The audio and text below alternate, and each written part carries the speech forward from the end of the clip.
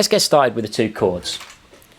We're starting off with an E minor chord. First finger, fret 2 of the A, second finger, fret 2 of the D, and then with our pick, we strum all of the strings.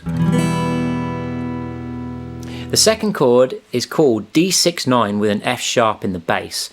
However, we don't want to bog ourselves down with the theory of complex chords right now. We're going to call it D6-9 for short. Okay. How do we get from E minor to this D6-9 chord?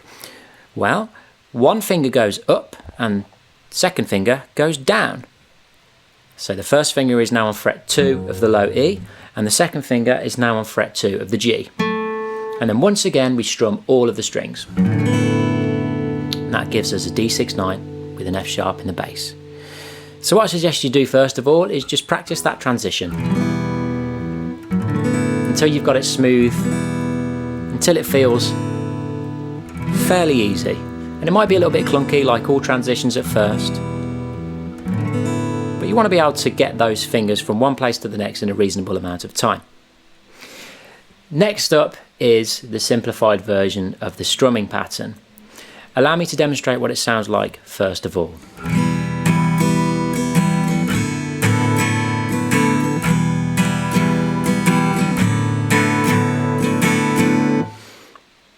Now what I'm going to do is slow this strumming pattern down and vocalize the strum directions. 1, 2, 3, 4.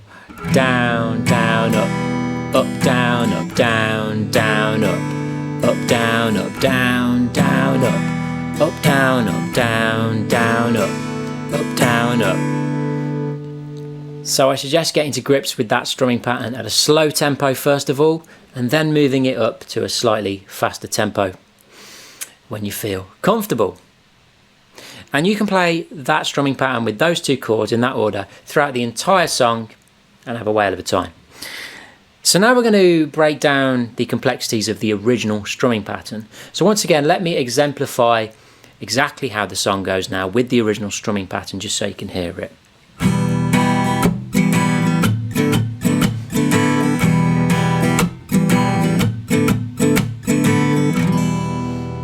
And already you can probably hear that it does have a little bit more complexity to it.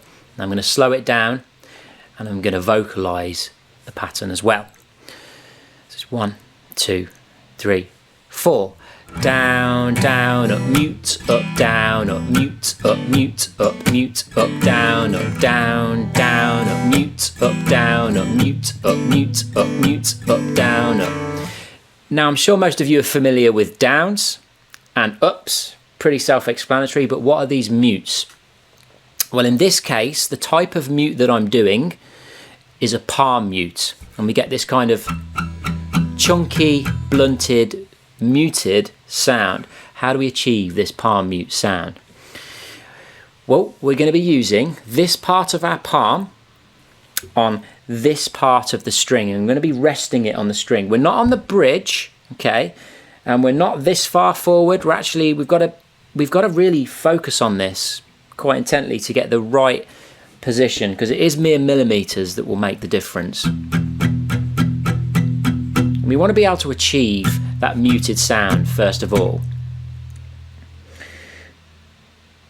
Once we feel comfortable we can achieve that muted sound, and that may well take more than just a few minutes, all right? We might be talking a week or two here, or even longer. But either way, once you can achieve that muted sound, you want to be able to drop into it as well. Notice how I'm dropping my hand onto the right point as my pick also picks the strings, providing a very aggressive kind of percussive effect. So every time I say mute in this pattern, that's the mute that I want you to do. It's a downstroke into a palm mute, muting the strings.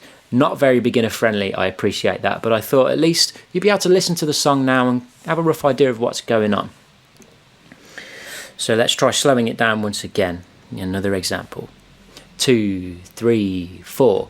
Down, down, up, mute, up, down, up, mute, up, mute, up, mute, up, down, up, down, down, up, mute, up, down, up, mute, up, down, up. Alrighty. and that is America, Horse with No Name. If you want a chord chart for that, and you want the strum directions, etc., you can head on over to the website. There's a link in the description that will take you over there. I'm building a song library at the moment, so you can have a look on there too. If you did gain any value from that video, please click that like button, because that tells YouTube's algorithm to show this video to other people who might benefit from the same information the same way you just have, hopefully.